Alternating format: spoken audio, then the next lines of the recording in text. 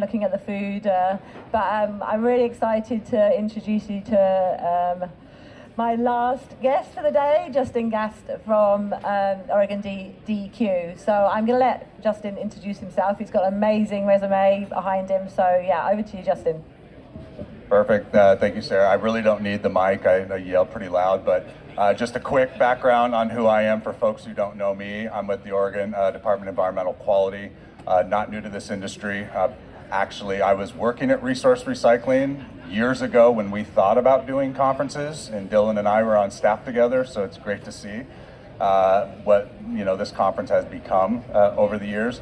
I've done local government work in the Portland metropolitan area. I used to be a member of the Recycling Partnership, and I've been at DEQ for over 4 years, close to 4 years, where I'm working on all things Recycling Modernization Act right now. So was a part of the team that worked with others to help write the legislation, and now implementing legislation, which I'll be doing for the next 2 years. So it's a lot of fun. Great, brilliant. So I think over the last 24 hours or whatever we've had at the conference, we've kind of touched on some of the EPR programs, but what I want to try and get out of this short session is to kind of delve into what Oregon has done, what it's doing, and what's next, really, and to just peel back some of those layers to get a bit more detail. So just like from the start, for people that maybe don't know how EPR kind of came to fruition in Oregon, do you want to just talk us through the process that took you there? Yeah, most definitely. So, I mean, when National Sword happened, even though everyone was always like, oh, Oregon, Washington, they know how to do it right, everything's great, National Sword hit, and then we were like, oh my God, we kind of suck because we are in a real issue here because we were very reliant on the export markets for materials. And so to address the issues that we saw in our system, whether it was the economics, whether it was contamination, whether it was labeling, a whole wide assortment of things, we said we need to put together a recycling steering committee of folks that initially were like, we could come up with some short-term solutions. And then we, not long into that process, said this would be a waste of an effort if all we did was come up with Band-Aid approaches. Let's do a true evaluation of the whole system and come up with some real solutions for Oregon.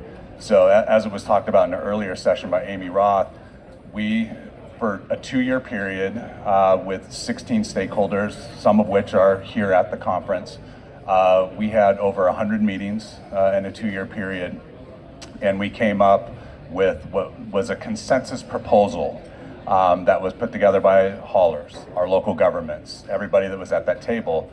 And even though we looked at all solutions that were EPR related and non-EPR related, in the end, that group said the best solution for Oregon was not a full producer responsibility scheme that would take over the whole system, but a shared producer responsibility scheme that fixed the issues that we had in our system. So I think like the biggest difference that our system will be from the others is collection is not covered in Oregon's system, but everything as of the MRF will be. Plus there's a whole bunch of other details that are associated with it.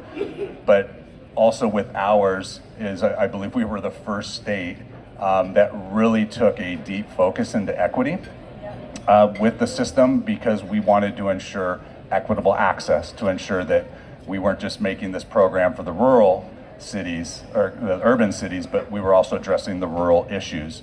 We'll address everything associated with multifamily. We even have language in the law that will require us to define living wage and supported benefits, because our MRFs will be required to provide workers with living wage and supported benefits in the new system as of July 1st, 2025. So there's all these things that we wanted to address in the legislation, and that ended up becoming House Bill 2065, which became Senate Bill 582, and where we stand now. So it was a fight, but we learned a lot in the process, and I think, as I'll talk about shortly, we've allowed what we learned to also benefit other states as well. Yeah, so I mean, it sounds a 2-year process. I mean, when you've watched Colorado go through pretty quickly in 1 year, you must be thinking, wow. But now, obviously, to some extent, the hard work just begins. So I know there's a lot of people in DEQ that are working on what, the next steps, effectively getting the process moving. So maybe you can just talk through some of the, once you've had that hurrah moment, I suppose, yeah, we've passed the bill, like, then it kind of all sort of sank in, and like, what are you doing now? Yeah, so the hurrah moment lasted about 20 seconds.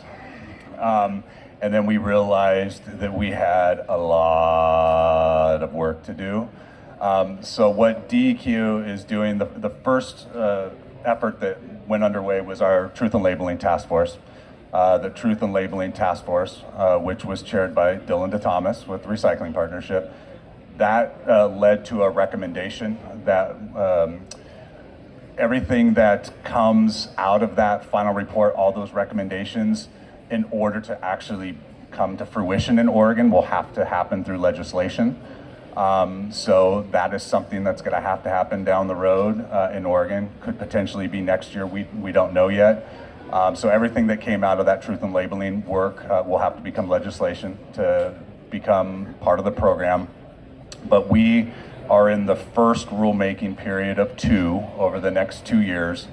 So right now we are dealing with, and we just had our first rulemaking advisory committee meeting a couple weeks ago. We're addressing everything associated with the PRO, the requirements, the program plan, fees, a huge conversation which has been responsible end markets and what is a responsible end market, and so we're further defining that. We're addressing local government compensation in this first rulemaking because there's a lot of things that the producers are going to be funding, whether it's contamination reduction at the curb, whether it's contamination reduction at reload facilities, expansion of service for both single family, commercial, and multifamily, because our system will cover all 3 sectors. So there's a lot of that going on. So with the staff that we have, and there's probably about 8 or 10 of us that are doing the work, are crossing over all the projects while also working on project plans and preparing for the rulemaking 2 period, which will come in 23 and 24, which will address everything related to MRFs, the permitting and certification program, the MRF fees, because we have fees that the MRFs will get funding for, whether it's for addressing contamination or getting all their costs covered at the MRF, including the movement of material to market, because our MRFs and the producers in our system will be responsible for ensuring responsible end markets for all material that comes into the system. And when I say ensuring, that is all the way down to the final destination for material. So it's not just saying I'm selling it to a broker or whatever the port of departure is. It's, you will tell us if it's going to some place in Malaysia, you are going to tell us what that place in Malaysia is. So that's not going to be an easy undertaking, but it's something that we will do, we have to do, and we look forward to the challenge. Wow, I mean, so many pieces to unpick there, but even just on that last piece, I mean, we have talked about a little bit around it in different sessions today, but I mean, what has been some of the initial reaction about kind of the actual feasibility of some of the MRFs to do that tracing piece, like to understand exactly where that material is going? Well, and the great thing, at least for us in Oregon, is we collect a lot of data. So we have, and we're not the only state that does it, Washington and other states as well collect a lot of data from the MRFs on end market destination data, though it's confidential. And if we use it, it's only used in aggregated form. So we know where a lot of material is going right now, but when it comes to market, to the material that's going overseas, when you get a report, it ends at the broker. And so at that point, transparency is out the window, accountability is out the window, and when you saw the images that we saw associated with National Sword, and it was more so paper bales than plastics. It was just the plastics ending up in paper bales. It was the aluminum cans ending up in paper bales that were getting thrown into the rivers and getting thrown into the fields. That's what we're trying to address. And so not only will we have that a strict material disposition reporting requirements in there, we are also going to set capture rates, commodity-based capture rates, contamination rates, potentially purity rates, and such for the MRFs that they haven't, really had to deal with right now. They told us during the recycling steering committee process they were for this stuff. They were for responsible markets, but they know that a lot of these new changes are going to come at a cost, especially software and such. And we've told them that's going to be covered by the producers. So you shouldn't have to worry about complaining about costs. Your costs, staff, equipment, whatever, is going to be covered by the producers. So we'll get there. Just stop thinking about the cost, because that's not going to be a deterrent for you going forward. So yeah, it's going to be a change. And if there are brokers here, I would love to talk to them, because they're going to be essential in our conversations going forward. But yeah, it's definitely going to be a change, not just for us, but I think for other states to learn from that are going, God, if you come up with a solution, we may just steal that. Definitely, I think, and all the technology providers in the room are probably rubbing their hands together as well, because they're going to have a pretty big market over there in Washington. So, Oregon, sorry. The other thing you touched on as well is, like, as part of this rulemaking process, you're going to be touching on the PRO, the producer responsibility rule obligations, and their plan, and you mentioned obviously their fees. Like, it's kind of like, obviously we have a lot of discussion about how the fees should be set, who should set the fees, whose responsibility, how transparent should those fees be.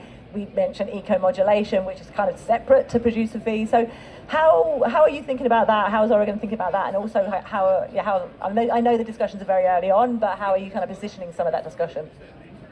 Yeah, I mean, we're still very early on in those discussions with our rulemaking advisory committee right now, because it's our system, unlike some of the other programs that have been passed, we're allowing for multiple PROs in our system. So we're thinking about also how to further define market share on the material that's coming in, so that the balance of those fees is fair, and that if you're putting 90% of the plastics into Oregon, that you're going to pay your share of those 90% of the plastics. So it's really getting into the weeds on kind of like economics that would probably bore the average individual, but it's stuff that we need to address. I mean, there's the statute in 582, will require the PRO to propose, like the fee structure. They're going to propose a lot of stuff that will be in their program plan that we will review, we will approve. But there are things like the market share that we are defining right now and working with our rulemaking advisory committee on, which is not really an easy subject to address. Not only the market share, but also coordinating body and how that's going to work and such. So yeah, there's a lot happening right now. If we were talking in about a month, I would probably have a better answer for you, but we're in the process right now. Brilliant. So, I mean, there's a lot there, but I know there's obviously, you need to be thinking about what to do next. So you've mentioned a little bit about some of the things that are going to happen, but yeah, what is next for the work that you're doing? So we've got a lot of work right now, especially studies and contractors that we are going to be working with over the next 2 years for the work associated with the RMA. The contamination reduction effort work will need contractor work, and that will be an RFP that will go out soon for consultants in the room, and I can't really talk about it deeply. We will have we have a pre-proposal conference meeting tomorrow that's associated with the RFP for our MRF work. That will consist of the contractor doing a study that will end up becoming the contamination management fee. So the funding that the MRFs will get to handle contamination that's covered products coming into the system, not only to cover the cost of handling it, but the landfilling of that contamination. That contractor will also do the study associated with the processor commodity risk fee, which compares the average operating costs of our in-state MRFs compared against the average blended value of the inbound ton, to determine what the producers are going to be paying to the MRFs to cover their operating costs. So that's a study that will be a part of this work, as well as the contractor will study the fiscal analysis associated with any of the permit standards that will be put in place by the MRF permit and certification programs that we will establish in the second rulemaking period. So there's a whole lot of work. That conference is, like I said, that meeting's tomorrow. I can't give a lot of details on it, but if you need like information on the link or this and that, I can give you that, but legally that's about it. I mean, it sounds like such a complicated process because, I mean, even just on the MRF, like the delta difference between operating cost and kind of revenue fluctuations, like that's constantly changing. Like, how are you, is this, it's going to change. That fee back to the MRF operators is going to have to be retrospective, I suppose, looking back on previous years. Like, are these all the types of things that you're kind of just walking through with the different stakeholders at the moment? Yeah, so the study that will be done to look at the operating costs, that will be done every so often. With respect to the average blended value, we will be able to update that number. We could do it bi-weekly if we wanted to. We'll probably do it once a month. Don't hold me to that, but realistically, we would probably do it once a month, and then we'll determine what are the sources that will go into determining those, because we don't want to just rely on one commodity price resource to determine those prices. So a lot's going to play into that, and that will also be a part of that work, is kind of determine what are those sources, how often do we do this and such. So yeah, that will be updated. It's not going to be something that we're just going to say, this is your ABV and this is what you're going to be working with for the next year. Yeah, that's not going to be realistic in the MRF world. So yeah, we definitely won't have that.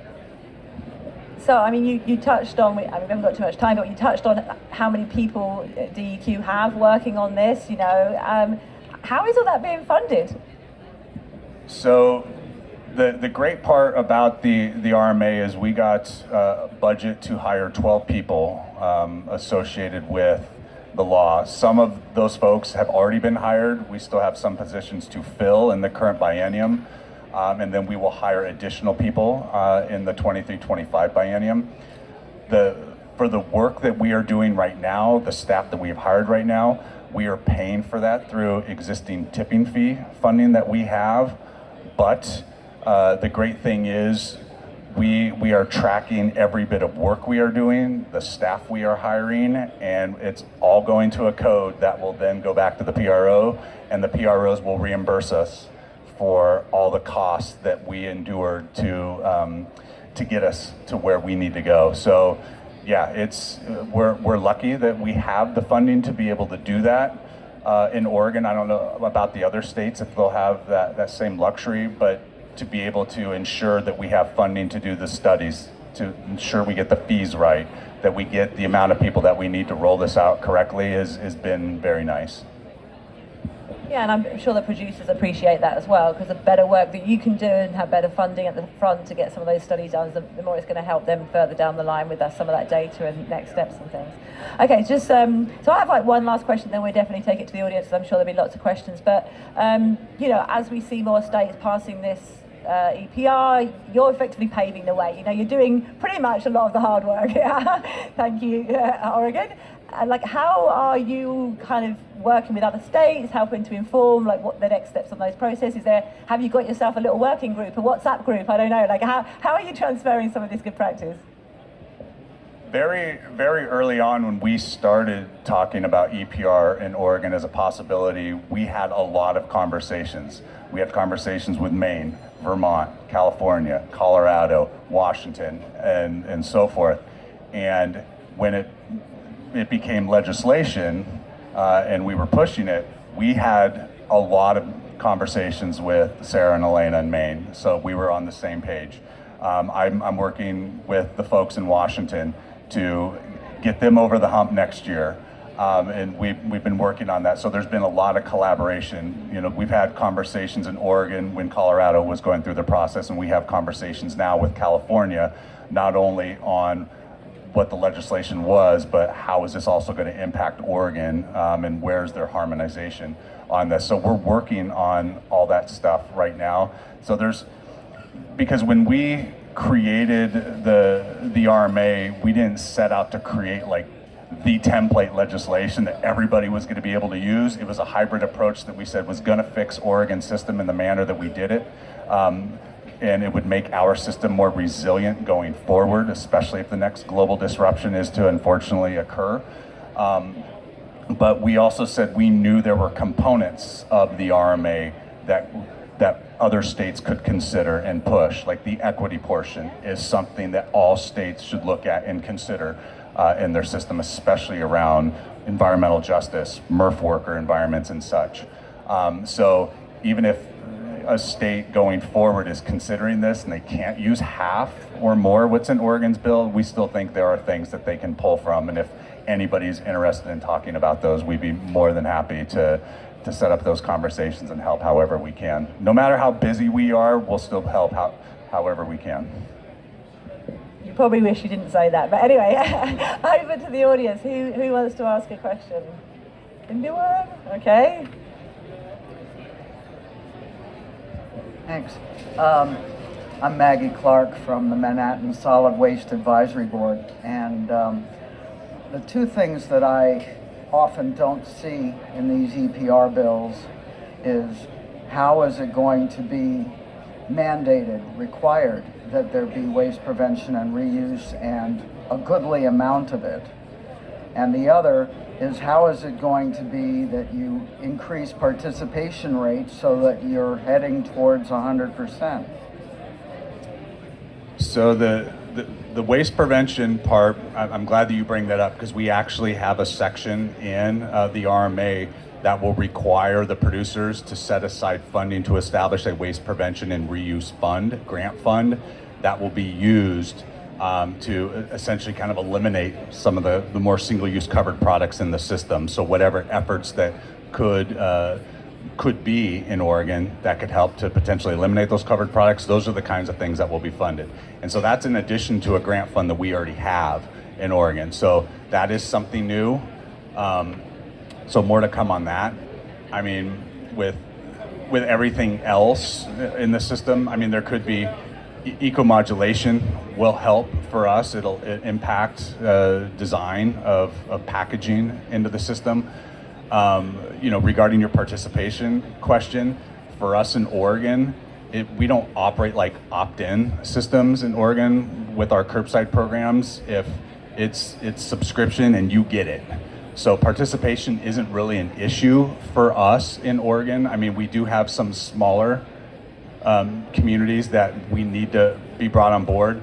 But I mean, we think that folks are going to be excited for the system because we will also have a uniform statewide collection list that we're working on right now that will potentially bring even more recyclables into the system. So people are going to be able to recycle more than, say, what they're currently doing in their community. So there are many different aspects that we're working on right now that I think is going to generate interest in the system. That's going to ensure that we see increased participation in commercial sector, deal with the issues in the multifamily sector. We'll do a needs assessment that will look at all the barriers of multifamily, and then that study will also tell us what are going to be the financial needs on the producers to overcome those barriers. So there's a lot of things that we'll address with respect to participation. One more, I think we've got time for one more, and yeah, then we better wrap it up, because I think just they put the lights down. I don't know if that was a signal or just someone leaning on the light switch, I'm not sure. Who's been your inspiration, and what model are you trying to, what came before in terms of the EPR that you have really relied on in trying to make Oregon's EPR and make sure it will work? That's a great question, because when we were in the recycling steering committee process, we worked closely with RRS, who did legal and relational frameworks work as part of the recycling steering committee. And we asked them to look at frameworks, both EPR and non-EPR related across the world, that we could pull components from, because we didn't want to just say, hey, let's take what BC is doing and let's pluck it into Oregon, or let's take what Ontario is doing and pluck it into Oregon. That's just not how we work. So we had programs studied that were non-EPR down to the county level that we're like, is there anything we can learn from that? We studied Germany, we studied Austria, we studied all these other EPR programs just to see what was happening in those systems that we could pull components from, and to not get into the weeds because it was a long drawn out process. We had criteria that a framework needed to meet for us to even consider it as a possible framework for Oregon going forward. And it was all, red, yellow, or green, kind of like a stoplight. And, when we saw that breakdown of frameworks, we started seeing consistencies in EPR. The EPR was meeting the needs that we wanted to see met, and that pushed us into the direction. So it wasn't just one particular program, but I think it was just the scheme altogether. But like I said, what we're doing is also kind of unique because we consider it a hybrid approach, and I would agree with what Bree said yesterday, that we don't see it as extended producer responsibility. It is definitely a shared producer responsibility, but there's a lot of nuances to that, but there's also some new elements to that we're going to be happy with, at least for the state of Oregon. That's great. So yeah, thank you very much, Justin. That's been really, really informative. And yeah, thank you very much for listening, and enjoy your drinks.